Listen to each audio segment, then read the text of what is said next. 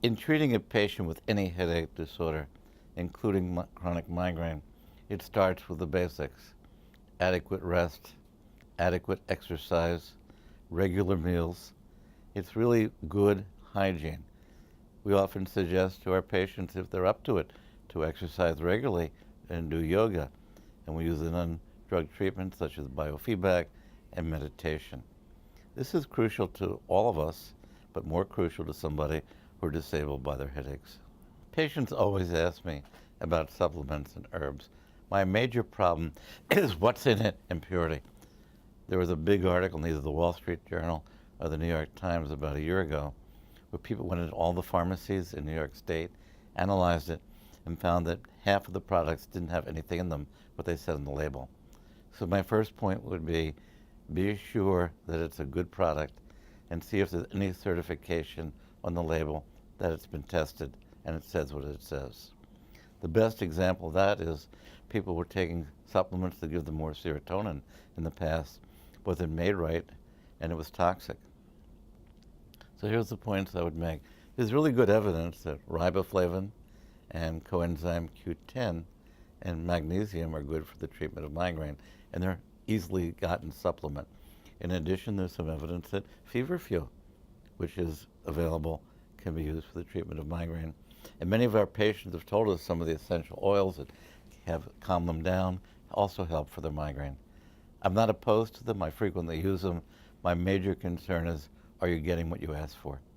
Cognitive behavioral therapy is an important adjunct to treating migraine along with biofeedback. So we have a psychologist on our staff, and in patients, particularly patients who have stress-related headache, patients who have the common psychiatric comorbidities of migraine like depression and anxiety, we may well refer for psychological assessment. We know that certain kinds of psychological processes make migraine worse. So there's a phenomenon called pain catastrophizing, where patients may feel, oh my God, I'm getting a migraine now, my life's going to be out of control for a few days, and I'm not going to be able to take care of my kids, and my husband's going to leave me, or my boss is going to be very angry, and I might get fired. And when people engage in those sorts of catastrophic cognitive processes, it makes pain worse. And so part of what CBT does is help people identify their unhelpful cognitive processes and replace them with more effective pain management strategies.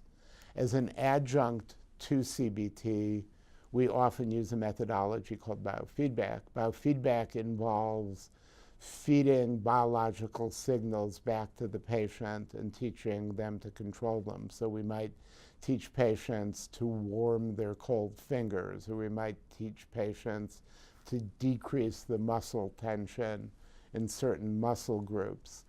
And those kinds of interventions enhance the patient's sense of self-efficacy, enhance the sense of self-mastery, and can help reduce feelings of helplessness and also help with the management of pain. So those sorts of behavioral medicine interventions have a solid evidence base and can be important in many, many patients. In addition to that, we have almost everyone keep daily diaries where we try to help them identify headache triggers, and patients can then learn to avoid headache triggers. Electronic diaries are very helpful because with paper diaries, the patient may get a headache and then record what they believe triggers their headache, whereas with electronic diaries, they're time-stamped so you know when the trigger occurred and when the headache occurred, so they more strongly support inferences about the role of the triggers.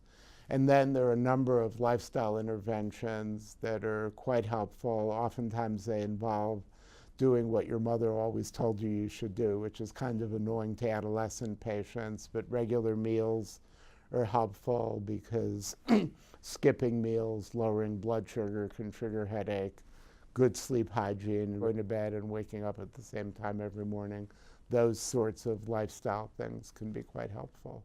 Migraine can be a horribly disabling and dislocating problem to a patient. It makes them unpredictable. So I think it's important that, of course, lifestyle advice, the regularity of things. It's also important to make sure patients are prepared for their attack. I like to discuss with them things like premonitory symptomatology, prodrome symptomatology. Can you pick when your attack is coming? You're getting the tiredness, the neck stiffness, the concentration problems, you're passing more urine. Is your attack coming? If your attack is coming, don't have a late night. Don't leave your medicines at home. Don't skip meals. And don't expect, and certainly don't go chasing any alcohol.